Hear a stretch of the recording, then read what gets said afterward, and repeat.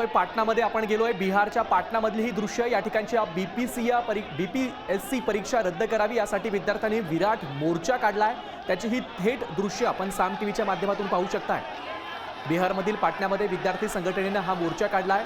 बीपीएससीची परीक्षा रद्द करण्याची या विद्यार्थ्यांची मागणी आहे। विद्यार्थी संघटनेने सीएम मुख्यमंत्री निवासाकडे आता मोर्चा वळवलाय। परीक्षेतील गैरप्रकारांच्या विरोधात विद्यार्थ्यांनी हे आंदोलन केलंय।